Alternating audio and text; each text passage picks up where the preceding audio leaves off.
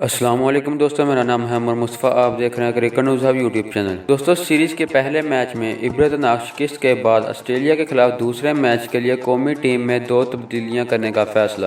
دوستو، یہ تبدیلیاں کون سی ہیں جاننے کے لیے اس ویڈیو کو پورا دیکھتے رہیے۔ اگر آپ بھی کرکٹ لور ہیں تو اس ویڈیو کے نیچے دیے گئے اس لال کلر کے سبسکرائب بٹن پر کلک کریں اور ساتھ موجود گھنٹی کے نشان کو بھی کلک کر لیں تاکہ آپ کو کرکٹ سے جڑی ہر خبر سب سے پہلے ملتی رہے۔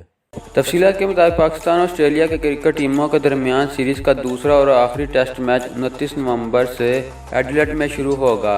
میزبان ٹیم آسٹریلیا کو 2 میچز کی سیریز میں 1-0 کی برتری حاصل ہے، جبکہ اب دونوں ٹیموں نے ٹیسٹ میچ کے لیے اپنی تیاریاں شروع کر دی ہیں۔ ذرائع کے مطابق پاکستان کرکٹ ٹیم کی مینجمنٹ نے برسبن ٹیسٹ میں شکست کے بعد دوسرے ٹیسٹ کے لیے ٹیم میں 2 بڑی تبدیلیاں کرنے کا فیصلہ کیا ہے۔ ذرائع کے مطابق ٹاپ آرڈر بلے باز حارث سہیل اور فاسٹ بولر عمران خان کو دوسرے ٹیسٹ میچ کے لیے موقع نہیں دیا جائے گا۔ حارث سہیل اور فاسٹ بالر عمران خان کی جگہ محمد عباس اور اوپننگ بلے باز امام الحق ٹیم کا حصہ ہوں گے۔